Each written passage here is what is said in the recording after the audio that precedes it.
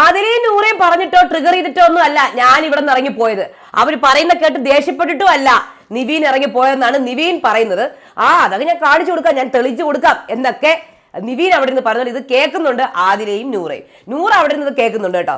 ഇനി ഒരാളുടെ കഴിച്ച പാത്രവും കപ്പും ഒന്നും ഞാൻ കഴുവത്തില്ല, എനിക്ക് വേറെ പണിയുണ്ട്, എൻ്റെ ടീമിൽ ആര് കഴിവില്ല എന്ന് പറയുകയാണ് അനീഷ്. അനീഷിന്റെ ഇതിന്റെ ഇടയിൽ പെട്ടുപോയല്ലോ എന്ന് പറഞ്ഞുകൊണ്ടിരിക്കുകയാണ് അഭി. നീ ഇതൊക്കെ പറഞ്ഞിട്ടല്ലേടാ കിച്ചൺ വെസൽ ടീം എടുത്തത്, എന്നിട്ട് എന്ത് പറ്റി എന്നുള്ള രീതിയിലാണ്. പിന്നെ കുറച്ച് വൃത്തിഹീനമായ കാര്യങ്ങളും എല്ലാം നടന്നു BB പ്ലസിനകത്ത്. അതായത് വാഷ്റൂമിൽ വൃത്തിയില്ലാത്ത കാര്യങ്ങളൊക്കെ കണ്ടു. അതുപോലെ അക്ബറിൻ്റെ അടുത്ത് മസ്താനി പറയാണ്, നിങ്ങൾ ഇവിടെ ഇപ്പോഴും അപ്പാനി പോയെന്ന് വെച്ചാൽ നിങ്ങൾ ഇപ്പോഴും ഗ്രൂപ്പിൽ തന്നെയാണെന്നാണ് മസ്താനി പറയുന്നത്. പിന്നെ അത് കഴിഞ്ഞിട്ട് ഇത്രയും കാര്യങ്ങളാണ്. ഇനി ആതിര നൂറയോട് പറയുന്നു, ഞാൻ പോയാലും നീ ഇവിടെ ഒറ്റയ്ക്ക് നിന്ന് കളിക്കണം, എന്നെ എന്തായാലും ഇവിടെ എപ്പോഴും നോമിനേഷനിലിടും, ഞാൻ പോകാനും ചാൻസുകൾ കാണുന്നുണ്ട് എന്നൊക്കെ പറയുന്നുണ്ട്. എന്തൊക്കെയാണ് നടന്നത്? എല്ലാവർക്കും നമസ്കാരം, ഞാൻ നിങ്ങളുടെ സ്വന്തം രേവതി. വീഡിയോ ആദ്യമായിട്ട് കാണാം, ചാനൽ സബ്സ്ക്രൈബ് ചെയ്യണം, ലൈക്ക് ചെയ്യണം, കമൻറ്റ് ചെയ്യണം. സത്യം പറഞ്ഞാൽ ഒരു രീതിയിലുള്ള ഒരു ഡ്രൈ സീസൺ ആണെന്നാണ് എനിക്ക് തോന്നുന്നത്. എന്നാലും ഉള്ള കാര്യങ്ങൾ നിങ്ങളോട് പറയാം. വെസൽ ടീമിൻ്റെ അടുത്ത് ഇന്ന് BB പ്ലസിൽ തന്നെ കുറേ പ്രശ്നങ്ങളുണ്ടായി.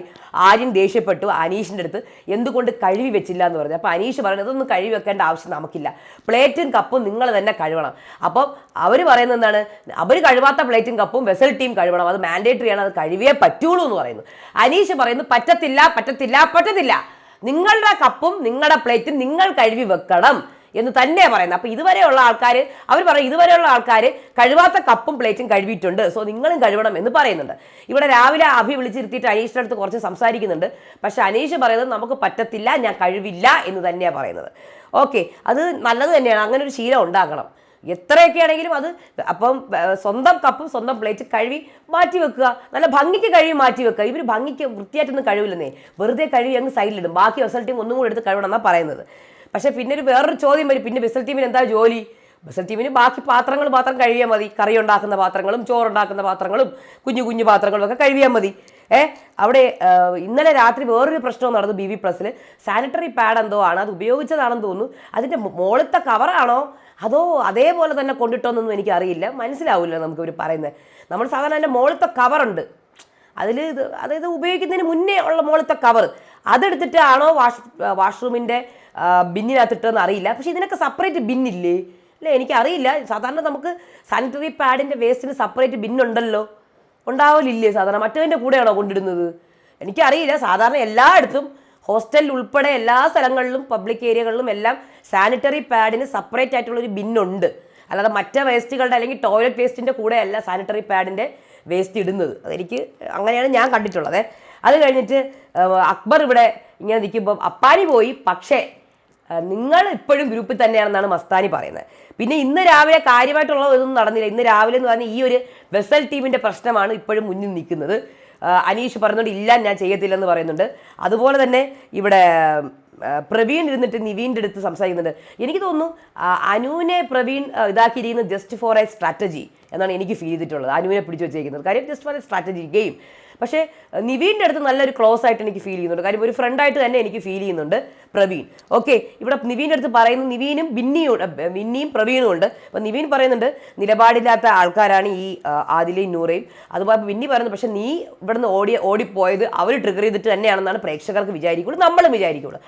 നെവർ നെവർ നെവർ, ഞാൻ അങ്ങനെയൊന്നും അല്ല, അല്ലേ എനിക്ക് വേറെ പണിയുണ്ട് അവർ പറയണ കേടാ. അപ്പം വിന്നി പറയുന്നു നീ നമ്മളെല്ലാം പിടിച്ചു നിൽക്കാൻ നോക്കിയിട്ട് നീ അവർ കൊടുത്ത ചോദ്യത്തിനാണ് മറുപടി തന്നുകൊണ്ടിരുന്നത്. സോ പിന്നെ അതുമാത്രം നൂറ എന്ന് പറഞ്ഞ ഒരു കണ്ടസ്റ്റന്റിന്റെ ഉയർത്തെഴുന്നേൽപ്പല്ല, പുള്ളിക്കാരി പുറത്തേക്ക് വന്നത് നിന്റെ ഇതിലാണ്. അപ്പം ഇതൊക്കെ നൂറ കേട്ടോണ്ടിരിക്കണം എന്ന് തോന്നുന്നു കേട്ടാ. അപ്പം ബുദ്ധിയുള്ളവർക്ക് അത് മനസ്സിലാവും, നീ അത് കണ്ടിട്ടാണ് പോയെന്ന്. ഞാൻ അത് കണ്ടിട്ടൊന്നുമല്ല പോയി, ബിഗ് ബോസ് പറഞ്ഞിട്ടാണ് പോയെന്നൊക്കെ പറയുന്നുണ്ട്. ഇപ്പം ഈ പ്രശ്നങ്ങളൊക്കെ നടക്കുന്നു. അവരെ രാവിലെ കാപ്പിയൊക്കെ കുടിക്കുന്നു, രാവിലെ കറക്റ്റ് ടൈമിന് കിച്ചൺ ടീമിലെ കാപ്പിയൊക്കെ കൊടുക്കുന്നുണ്ട് കേട്ടോ. അത് നല്ല കാര്യം, അങ്ങനെ കൊടുക്കുന്നത് അവർ നന്നായിട്ട് ചെയ്യുന്നുണ്ട്. ഓക്കെ, ഇവിടെ ഷാനവാസും അനീഷും സെയിം പ്രശ്നം, സെയിം കണ്ടന്റ് റിപ്പീറ്റ്. എന്തിനാ ഈ റിപ്പീറ്റ് അടിച്ചുകൊണ്ടിരിക്കുന്നത്? അനീഷ് പോയിട്ട് ഷാനവാസേ കൈക്ക് വേദനയുണ്ടോ? ഓ കൂടന്നൂരിലെ എന്തെന്ന് അനീഷ് തറയിൽ ഇങ്ങനെ ചോദിക്കണം അല്ലേ? നീ എന്നെ ഇങ്ങനെ വേദനിപ്പിച്ചിട്ട് മാത്രമേ ഉള്ളൂ. ഫസ്റ്റ് ഡേ തൊട്ട് എനിക്ക് ഓർമ്മയേ ഇല്ല എന്താ നടന്നത്. ഫസ്റ്റ് ഡേ തൊട്ട് നീ എൻ്റെ പുറകെ നടന്ന് എന്നെ വേദനിപ്പിക്കുകയാണ് എന്നൊക്കെ പറഞ്ഞ് ഞാൻ നിനക്ക് ഷേവ് ചെയ്ത് തന്നു എന്നൊക്കെ പറഞ്ഞപ്പോൾ നീ അർഹിക്കുന്നില്ല എന്ന് പറഞ്ഞു അനീഷ്. പിന്നെ അങ്ങോട്ട് പഴയ കണ്ടന്റ് തന്നെ ഈ റിപ്പീറ്റ്. എന്തൊരു ബോറാണ്. അക്ബർ ഇങ്ങനെ ഒറ്റയ്ക്ക് ഇരുന്നപ്പോൾ മസ്താൻ ചോദിക്കണം എന്ത് പറ്റി ഒറ്റയ്ക്ക് ഇരിക്കുന്നു എന്നൊക്കെ ചോദിക്കുന്നുണ്ട്. അത് കഴിഞ്ഞിട്ട് ഇങ്ങനത്തെ കാര്യങ്ങളൊക്കെ ചർച്ച ചെയ്യുന്ന പിന്നെ ഇന്നത്തെ ടാസ്കിൽ എന്തൊക്കെയാണെന്ന് ആലോചിക്കുന്നുണ്ട്. പിന്നെ ആദില നൂറയോട് പറയുന്നുണ്ട് ഞാൻ ചിലപ്പോൾ ഔട്ടാവാൻ ചാൻസ് ഉണ്ട്, നീ എന്തായാലും 3 ആഴ്ചത്തേക്ക് ഇവിടെ ഉണ്ടല്ലോ, അപ്പോൾ ഞാൻ ഔട്ടാവാൻ ചാൻസ് ഉണ്ട്, അപ്പോൾ നീ എന്തായാലും ശക്തനായിട്ട് നിൽക്കണം, ഞാനില്ലെങ്കിൽ നീ നിന്ന് കാണിക്കണം എന്നൊക്കെ പറയുന്നുണ്ട്. ഇത്രയും കാര്യങ്ങളെ ഇന്നുള്ളൂ. പിന്നെ ടാസ്കിൻ്റെ ഡിസ്കഷൻ ഒക്കെ കിടക്കുന്നു. സർക്കസ് കമ്പനിയൊക്കെ ഇന്നും ഉണ്ടാവും. പിന്നെ ഇന്നലത്തെ പ്രൊമോയ്ക്കകത്ത് ഇന്ന് ഭയങ്കരമായ വഴക്കാണ് കാണിക്കുന്നത്.